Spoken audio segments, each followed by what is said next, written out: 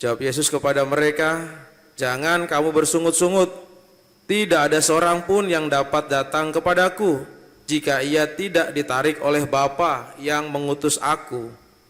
Dan ia akan aku bangkitkan pada akhir zaman. Ada tertulis dalam kitab nabi-nabi, mereka semua akan diajar oleh Allah. Setiap orang yang telah mendengar dan belajar dari Bapa datang kepadaku."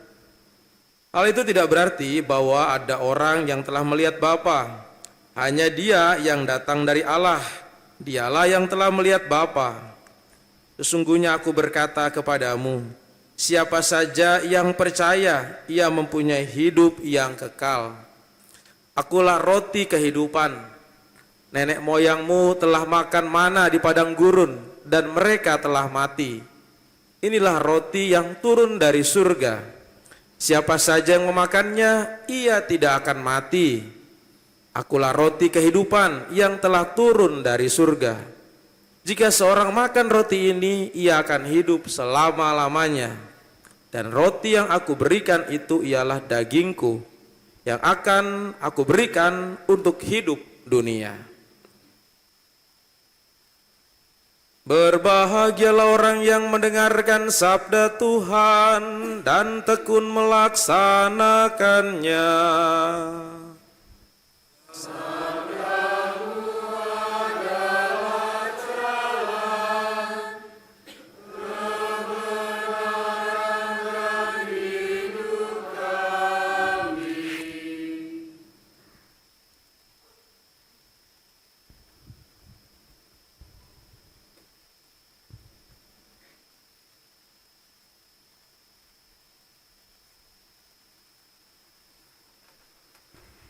Bapak, Ibu, Saudara-saudari yang dikasihi Tuhan,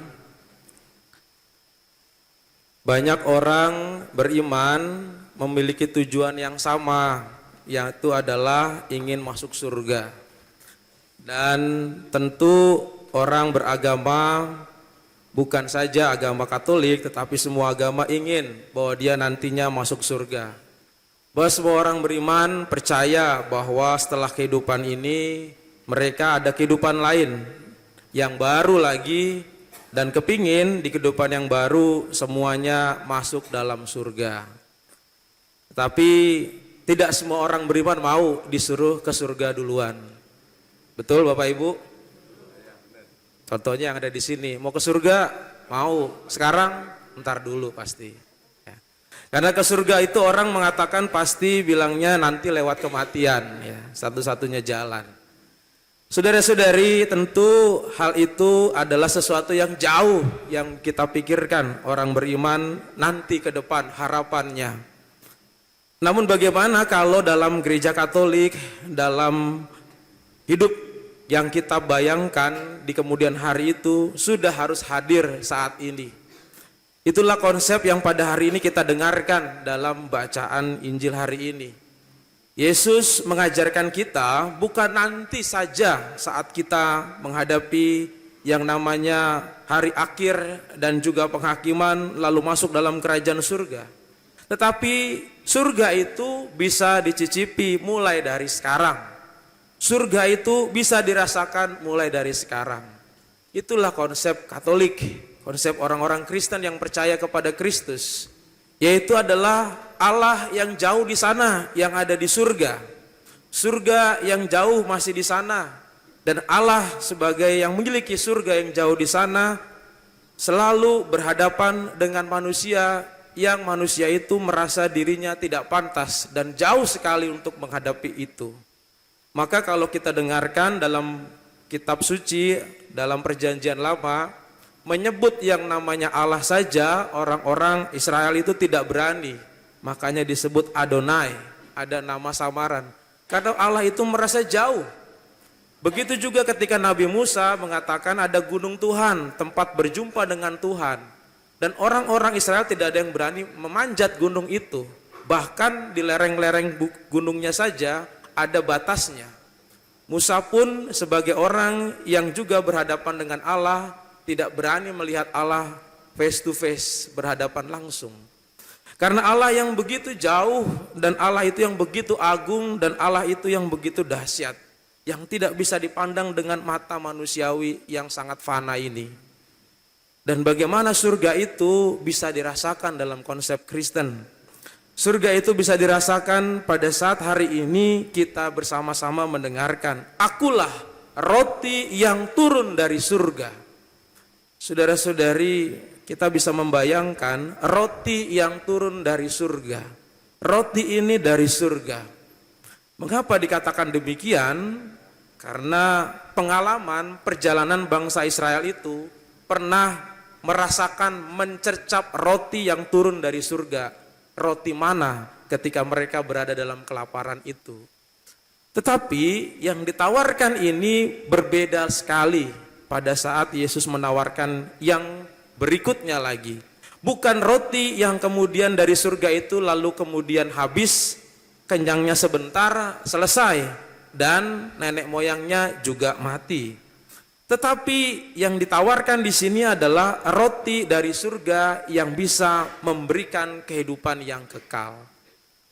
Tentu ini adalah lagi-lagi sebuah harapan ke depan, harapan yang nanti.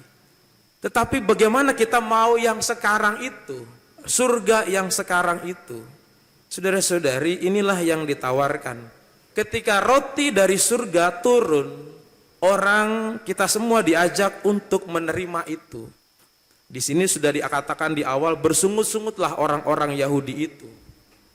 Bersungut-sungut untuk menerima yang namanya roti dari surga itu. Karena tentu saja berbeda pemahaman mereka. Kita orang-orang yang sudah paham, yang berkumpul di sini, kita menerima roti dari surga, pemahamannya lalu apa surganya? Bagaimana surganya? Kita menerima roti dari surga yang setiap kali kita rayakan dalam Ekaristi. Di mana letak surganya?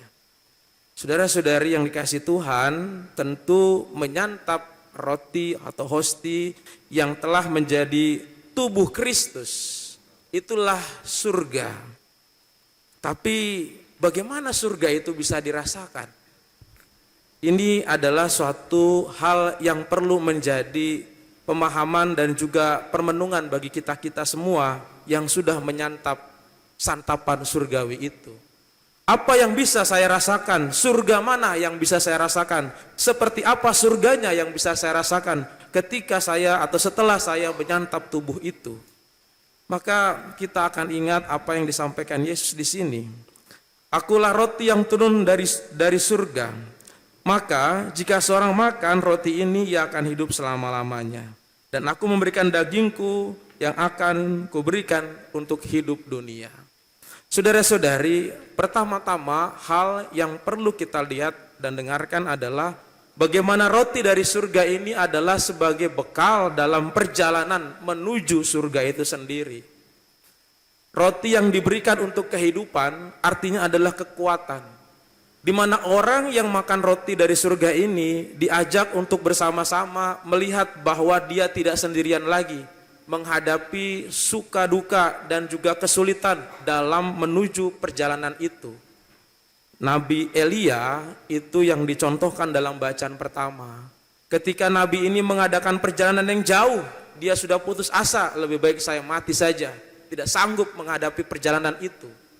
Bukankah kita juga memiliki hal-hal yang seperti itu juga? Kadang-kadang menghadapi beban dalam kehidupan kita, merasa tidak sanggup dan mengatakan, sudah saya nyerah Tuhan. Tetapi bagaimana akhirnya malaikat Tuhan itu memberikan roti dan air, disentuhlah, dipanggillah Elia, makan supaya kamu bisa kuat. Akhirnya Elia makan dan mampu berjalan 40 hari 40 malam. Kita menyantap roti dari surga itu diharapkan seperti Elia itu.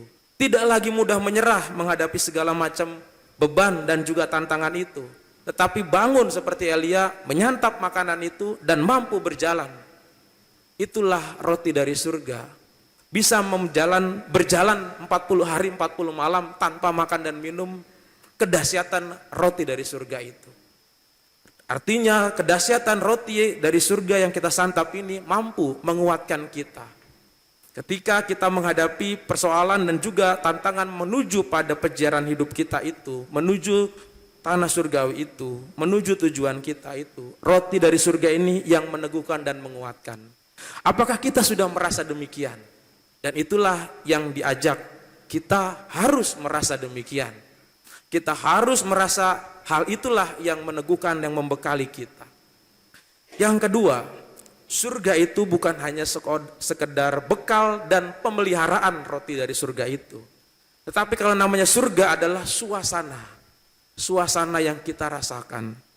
Maka apa yang terjadi ketika orang sudah menyantap roti dari surga itu? Paulus dalam suratnya di Efesus mengatakan, ketika kamu menerima Roh Kudus, janganlah kamu mendukakan Roh Kudus Allah yang telah memateraikan kamu menjelang penyelamatan. Segala kepahitan, kegeraman, kemarahan, pertikaian, fitnah, buang, katanya. Demikian pula kejahatan itu, kamu ramah seorang terhadap yang lain, penuh kasih mesra dan saling mengampuni. Inilah surga. Kita bisa membayangkan di rumah atau di keluarga, ada yang berantem saja, orang tua dengan anak atau suami dengan istri, maka suasana surga tidak mungkin akan terjadi, saudara. Pasti yang ada neraka itu sendiri. Mau makan, ketemu orang itu lagi. Mau tidur di rumah, ketemu orang itu lagi. Mau ngapain, ketemu lagi. Mau mandi, lalu kemudian berpapasan lagi. Semuanya ketemu. Dan ketemu dengan orang yang tidak disukai, itu menjadi neraka. Dan tersiksa sekali hidupnya ketika orang bersama-sama dalam satu rumah itu saling berantem. Tetapi ketika saling mengampuni seorang dengan yang lain, mengasihi, disitulah ada surga yang diciptakan. Maka roti dari surga itu mengubah orang untuk merasakan hidup surga dan membagikan hidup surgawi ke dalam lingkungannya. Ketika orang yang sudah makan roti dari surga, jangan mendukakan roh Allah itu. Jangan membuat menjadi orang tetap geram, tetap marah, tetap ada pertikaian, tetap memfitnah orang. Ketika orang sudah makan roti dari surga itu, membuang hal-hal itu dan menggantinya menjadi pengampunan dan juga menjadikan orang-orang itu ramah satu dengan yang lainnya. Sehingga apa? Sehingga ketika kehadiran orang itu yang menyantap tubuh Kristus itu menciptakan surga di lingkungannya, menciptakan surga di keluarganya, menciptakan surga di tempat di mana dia berada. Maka surga itu sudah dirasakan oleh orang-orang yang menyantap roti dari surga itu. Kita dikuatkan dalam beban hidup kita dan kita diutus untuk menciptakan surga dalam lingkungan kita. Semoga Tuhan memberkati kita. Amin.